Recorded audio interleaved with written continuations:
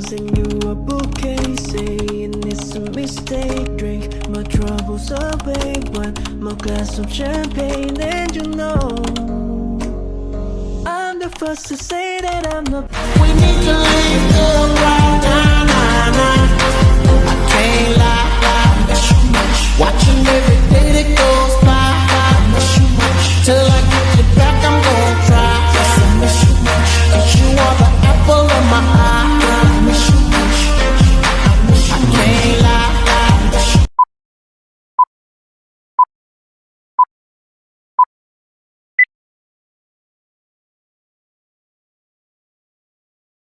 Definisi dan istilah dalam saham.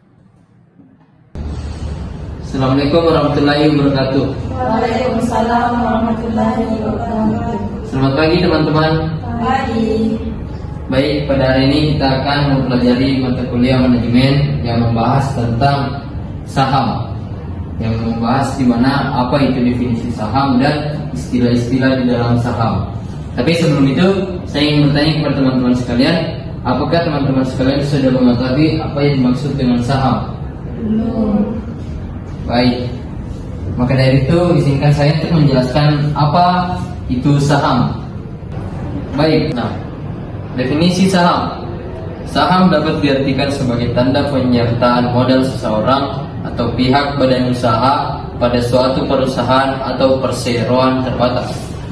Nah, dengan menyertakan modal tersebut, maka pihak tersebut memiliki klaim atau hak atas pendapatan perusahaan, aset perusahaan, dan berhak hadir dalam rapat umum pemegang saham atau disingkat RUPS di pasar sekunder atau bursa atau dalam aktivitas perdagangan saham sehari-hari. Harga-harga saham mengalami fluktuasi baik berupa kenaikan maupun penurunan.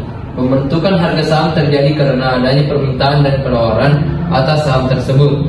Permintaan dan penawaran atas suatu mempengaruhi banyak faktor, baik yang sifatnya spesifik berhubungan saham tersebut, kinerja perusahaan dan industri di mana perusahaan tersebut berada, maupun faktor yang sifatnya makro atau eksternal, seperti perkembangan tingkat suku bunga, inflasi, nilai tukar, dan faktor-faktor non-ekonomi seperti kondisi sosial dan politik.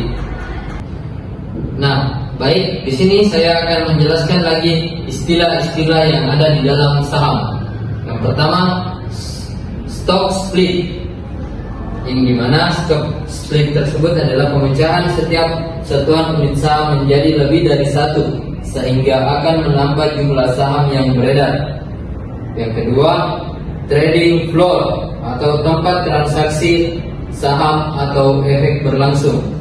Yang ketiga yaitu underwriter, yang dimana perusahaan sekuritas yang bertindak melaksanakan penjaminan terhadap penjualan saham saat IPO.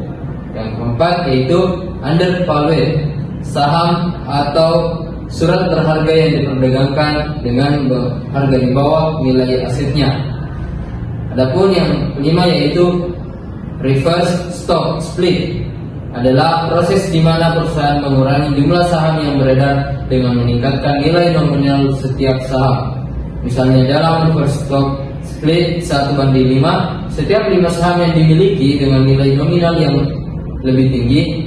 Tujuannya dapat bervariasi, tapi seringkali dilakukan untuk meningkatkan harga saham perusahaan yang harganya terlalu rendah atau untuk memenuhi persyaratan minimum harga saham yang ditetapkan oleh bursa tempat saham tersebut terdaftar.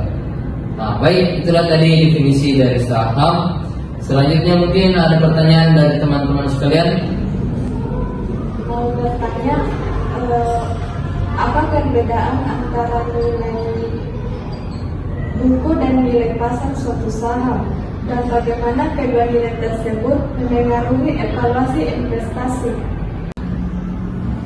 Baik, saya akan menjawab pertanyaan dari saudari, yaitu harga saham mengacu pada harga yang dijual suatu saham di pasar saham, sementara nilai pasar saham adalah total nilai semua saham yang diperdagangkan di pasar.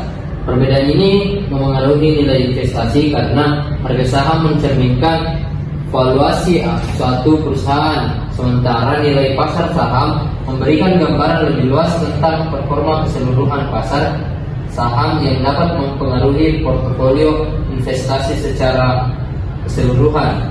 Dengan fluktuasi harga saham dan nilai pasar saham, maka nilai investasi dapat berubah seiring waktu. Baik itu mungkin yang bisa saya jawab. Saya kembalikan kepada saudari. Apakah sudah dipaham atau bagaimana?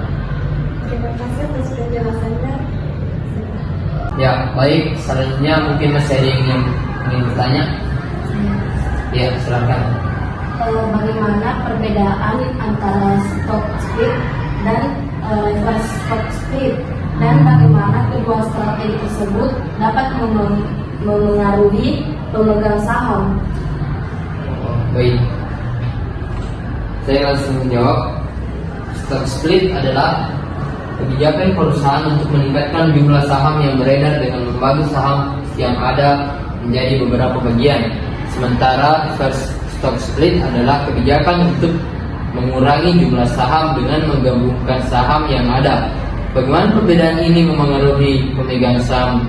Tergantung pada apakah itu stock split atau reverse stock split. Nah, dalam stock split, pemegang saham akan mendapatkan lebih banyak saham dengan nilai individu yang lebih murah. Ini dapat meningkatkan likuiditas saham dan membuatnya lebih terjangkau bagi investor kecil. Sebaliknya, dalam reverse stock split, jumlah saham berkurang, tetapi nilai setiap saham meningkat. Ini dapat memberikan kesan bahwa saham perusahaan lebih bernilai, tetapi dapat membuat saham menjadi lebih mahal bagi investor kecil. Dalam kedua situasi, penting bagi pemegang saham untuk memahami dampaknya terhadap portofolio dan nilai investasi mereka. Nah, mungkin itu jawaban dari saya. Saya kembalikan kepada saudari. Apakah sudah dipaham atau bagaimana? Bisa dipahami. Baik, apakah masih ada yang ingin bertanya? Baik, kalau sudah tidak ada, mungkin inilah yang sempat kita diskusikan pada hari ini tentang mata kuliah kita manajemen keuangan yang membahas tentang definisi saham dan istilah-istilah di dalam saham. Untuk itu, mari kita tutup kelas kita dengan mengucapkan hamdalah. Nah, kurang dan lebihnya mohon dimaafkan. Wabillahi taufiq wal hidayah. Wassalamualaikum warahmatullahi wabarakatuh. Waalaikumsalam warahmatullahi wabarakatuh.